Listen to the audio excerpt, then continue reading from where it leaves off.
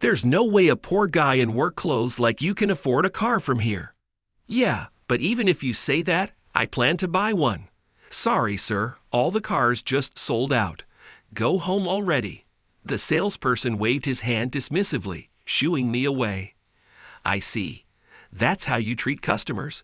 It's a shame you missed a chance to boost your sales. After saying that, I made a call to someone. No way. The salesperson's face turned pale and froze. My name is Chris Miller. I'm 61 years old, living with my wife, and running a farm I inherited from my in-laws. Surrounded by mountains and fresh air, I've completely adapted to this rural life. Now, I can't imagine living anywhere else. The first few years after inheriting the farm were tough. At first, my father-in-law was there to guide me, but soon after I took over, both he and my mother-in-law passed away. From then on, my wife and I had to manage the farm alone, and there were times when we struggled just to make ends meet. However, my wife and I never gave up. We worked tirelessly, believing that things would eventually get better. Now we live a stable life. Originally, I was a businessman until 10 years ago, but due to certain circumstances, I couldn't continue. It was because of one particular person. Chris, you're completely useless.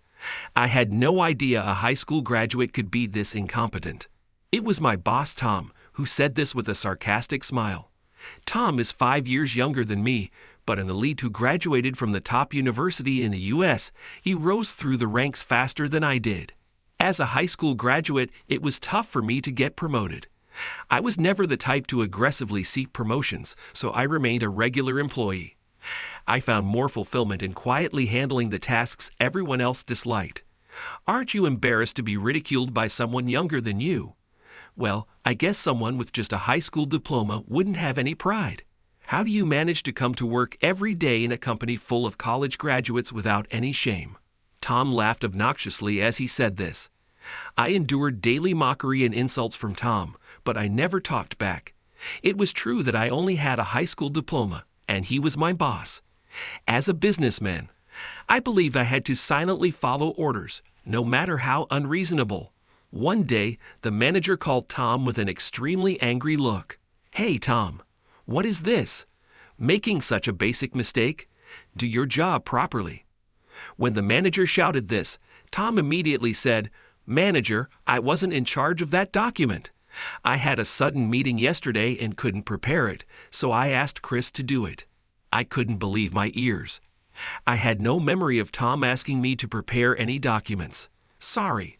I looked up in surprise, only to see the manager glaring at me like a demon. At that moment, I didn't miss Tom's brief smirk. Tom, Chris, come with me. Yes, what is it? I timidly followed the manager. In contrast to my gloomy mood, Tom looked completely at ease. What's going on? Making such a mistake. You're completely useless. This is why high school graduates can't keep up. Even the manager said the same thing as Tom. I was well aware that in this company full of college graduates, everyone looked down on me. Still, hearing it out loud really hurt. No, manager, I didn't make that document, I began to say.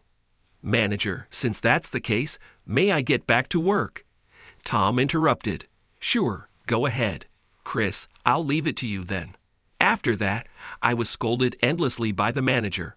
Tom walked away as if nothing had happened. Following the manager's instructions, I had to redo the document. With a deep sigh, I turned to my computer, only for Tom to come over with a smirk. Carrying a pile of documents, he dropped them on my desk with a thud. Chris, I need you to finish these by the end of the day. But I have to redo the document the manager asked for. It's going to be hard to finish all this today. Excuse me? Who do you think you are? Talking back to me? You can stay after work to finish it, but don't charge overtime. If you do, the manager will get mad at me. Got it? Without listening to my protest, Tom walked away. Left with no choice, I worked until the last train to finish the tasks he dumped on me. I rushed out of the office, hurrying towards the station. This is bad. If I don't hurry, I'll miss the last train. I started to jog, my legs feeling as heavy as lead. When I finally sat down on the train, I felt like I never wanted to get up again. That's how exhausted I was. When I got home, my wife, Jennifer, was waiting up for me. "Welcome back. You must have had a hard time working late. You must be exhausted. The bath is ready." "Thank you. You don't look well. Are you feeling okay? Are you sick?" "I'm fine. Don't worry." I told Jennifer that, but in reality, I had lost my appetite recently and wasn't sleeping well at night. If I told her the truth, she would worry a lot, so I pretended to be fine. The next morning, I managed to get a little sleep, but still felt completely drained. Even so, I had to go to work. Dragging my heavy body, I headed to the office. As soon as I arrived, Tom made a snide remark. "Chris, you look miserable. It's bad enough you can't do your job, but seeing your face makes it worse." The young female employees nearby giggled. I ignored Tom and the women, focusing on my work. That day, I had to make a lot of copies and was wrestling with the copier. Suddenly, it jammed, displaying an error message. Oh no, just what I needed. As I opened the copier to fix it, Tom walked over. "What are you doing, Chris? Can't you even make copies? Even middle schoolers can handle that nowadays. Hey, everyone, listen up. Chris can't even make copies." Tom laughed loudly, announcing it to the entire office. Laughter echoed from all corners of the floor. I was filled with shame and frustration. Why do I have to go through this? What did I ever do to deserve this? I muttered this to myself, clenching my teeth as I continued to fix the copia. After that, I don't remember much. By the time I realized it, I had finished work and was home. That night, as I lay in bed thinking about work the next day, I felt depressed. I didn't want to go to work anymore. I didn't want to do anything. I just wanted to stay in bed forever. I wished morning would never come. I closed my eyes, praying for that. The next morning, while drinking coffee at breakfast, Jennifer said, "You're not yourself. You barely ate dinner last night or breakfast this morning. You've been losing weight. Let's go to the hospital soon, please." "I'm fine," I replied. Even as I said that, I felt something was wrong with me lately. As I left the house to go to work as usual, I suddenly felt dizzy and stumbled. I didn't fall, but Jennifer rushed over, begging me to take the day off. I finally agreed, and we decided to go to the hospital, just in case. The diagnosis was depression. The doctor told me, "Take a break from work for a while, Chris. You're under a lot of stress right now. Your mind and body are exhausted. You need some rest." Although the diagnosis was unexpected, I quickly understood. Working in that environment every day had finally broken my spirit. On the way home from the hospital, my wife said, "Hey Chris, instead of just taking a break, why don't you quit the company? My parents run a farm in the countryside, but they're getting old and thinking about selling the land. They've been working those fields for decades and don't want to hand them over to strangers. But I'm an only child and can't take over. So how about we run the farm together? I know farming is hard, but I don't think city life suits you. Why not try living a peaceful life in the countryside?" I was surprised by her sudden suggestion, but I remembered the peaceful scenery of her parents' place and thought it might not be a bad idea. Indeed, the corporate ladder and city life might not suit me. This could be a good opportunity. Thinking that, I decided to take Jennifer's proposal. Even though it seemed reckless, I felt a certain confidence that we could make it together. The next day, I went to submit my resignation. Even at this point, Tom continued to mock me. "Chris, you're like a typical loser," he laughed. Tom's words no longer reached my ears. My heart had already started moving toward a new life. "Tom, thank you for everything. Working with you has been a valuable experience." I smiled and greeted him. Tom looked shocked and started to say, "Chris," but seemed at a loss for words. I left the company without saying anything more. Thus began our life in farming. Every day, dressed in work clothes and covered in mud, we tended the fields. There was no rest for a farmer, yet I felt much more satisfied than I ever did as a businessman. It was a satisfying kind of fatigue. A while after moving to the countryside, I found myself completely healthy, both mentally and physically. It's all thanks to Jennifer's suggestion back then that I am who I am now. I have nothing but gratitude for Jennifer, who has always supported me. 10 years after moving, our life had stabilized, and I decided it was time to buy a new car for personal use aside from the farm truck. I wanted to treat Jennifer to a car with the best comfort possible. I had already done some preliminary checks and thought today might be a good time for a test drive if things aligned. Excited, I headed to the city dealer. As I arrived at the dealership and was about to enter, a salesman came out to greet me. "Welcome, sir," he said politely, but immediately changed to a puzzled look upon seeing me. He looked me up and down, scrutinizing my appearance. For a moment, I was confused by his change in demeanor, but then I remembered. I had come straight from the fields in my work clothes. I didn't have time to change after farming today, and my clothes were splattered with mud. The previous times I came to check out cars, the salesperson who assisted me understood my situation, but it seemed he wasn't there today. As I was thinking about this, the next moment, both the salesman and I realized something at the same time. It was a face I never wanted to see again, the face of the man who wrecked my mind and body. Bitter memories I wanted to forget resurfaced. It was Tom, the man who tormented me during my days as a businessman. He drove me to the brink, causing my mental breakdown. I never thought I'd see him again, let alone here. "Chris, what are you doing in a place like this?" "Tom, what are you doing here?" After all that, I was scouted for my skills and brought to this company. I'd now their top salesperson. "And you, Chris? What's with those filthy clothes? I heard rumors you became a farmer.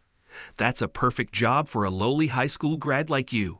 What are you doing in a luxury car dealership?" "I'm here to buy a car," I said calmly. "What?" "Don't be ridiculous. Do you even know how much these cars cost?" Tom laughed loudly. "This shop wasn't doing well, so they called me, the top salesperson, to help.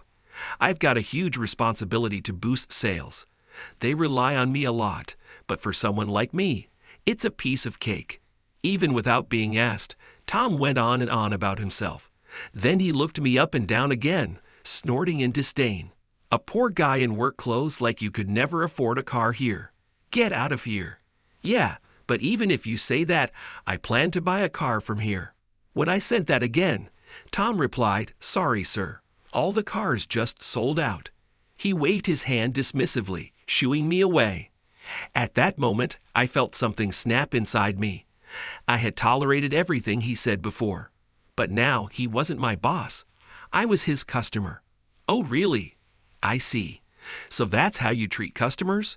Well then, please cancel the order for the 20 cars I reserved here." "Too bad, Tom. You missed a great chance to boost your sales." "What? What are you talking about? I don't understand," Tom said, looking confused. "I think you'll understand by tomorrow. Well, I'll be going now. Goodbye." Without waiting for him to show me away, I headed for the exit. I could feel Tom standing there stunned. As soon as I left the dealership, I took out my phone and called someone. The next morning, the doorbell rang. When I opened the door, there stood the branch manager of the car manufacturer and Tom. "Mr. Miller, we deeply apologize for yesterday. Due to Tom's mishandling, we caused you great discomfort, and we sincerely apologize," the branch manager said, bowing deeply. Beside him, Tom, his face pale, also apologized. "Mr. Miller, I'm truly sorry for my mistake," Tom muttered. "It was a nuisance having them making a scene at my doorstep. I'm sorry, but you're disturbing me. Please leave. If you continue to make a fuss, I'll call the police." "But Mr. Miller, we just want to show our sincerity," the branch manager pleaded. "Sincerity or not, as I said yesterday, cancel all 20 reserved cars. I don't want to buy from a company with such poor customer service." Tom muttered in a small voice, "Excuse me, branch manager, I still don't fully understand the situation." "You fool, listen." The branch manager was about to shout again, which would have been a real nuisance. So I decided to speak up to silence him. After starting the farm, things were stable for a while. But after my in-laws passed away, sales started to decline steadily, putting the farm's survival at risk. Jennifer and I discussed possible solutions. Simply selling our produce wasn't enough, So I thought about how we could make use of the misshapen vegetables, perfectly edible, but not sellable. We started processing them into vegetable juices and sweets and experimented with creative packaging without altering the vegetables themselves. Even though the vegetables grown on our family farm didn't look great, they tasted excellent. Initially, this was just to boost sales and recycle vegetables, but city folks found it eco-friendly and trendy. A popular model featured our vegetables on social media, and suddenly, our popularity soared. High-end supermarkets in the city quickly reached out, wanting to stock our products. We increased production, and orders grew rapidly. Soon we couldn't keep up just by supplying supermarkets, so we opened our own store. As customer demand surged, one store wasn't enough, so we opened multiple branches. Now we also sell online, and sales are booming. In the past few years, our annual income has exceeded $1 million. While I now function more as a business owner than a farmer, I still focus on the farming itself, leaving the business operations to others. Opening several stores was chaotic, and I owe a lot to the staff who helped manage the situation. Their efforts are why we're successful today. To show my gratitude, I plan to give special bonuses in the form of cars to the team members who worked hard during our store openings. I also wanted to buy a nice car for Jennifer, but after Tom's behavior, I'm no longer interested in purchasing. No way, a high school grad and farmer making over $1 million a year. Tom, already pale, looked even more shocked and frozen. We've been featured on TV and in magazines several times. Didn't you know? Well, Tom, you've always looked down on farming, so I guess you wouldn't be interested. As Tom mentioned, the dealership's sales were poor, and its survival was in question. Canceling my order for 20 cars would ruin their chance to boost sales. The branch manager desperately wanted me to retract the cancellation. Tom, do you understand the situation now? Show your deep apology to Mr. Miller. I'm truly sorry, Tom said hurriedly and repeatedly. For someone who mocked and scorned me during my businessman days, this must be the ultimate humiliation. Tom, you can't take back what you said. You judged me by my appearance, education, and job, didn't you? I don't want to buy gifts for my valuable employees from a company that employs such shallow people. Even if you apologize, my decision to cancel the purchase remains unchanged. Then the branch manager said something shocking. If I fire him, will you reconsider your purchase, Mr. Miller? Wait, please, branch manager. That's too much, Tom exclaimed in panic. With poor sales performance and now causing this mess, it's better for everyone if someone like you is gone. What about me? You can't just fire me. That's unfair.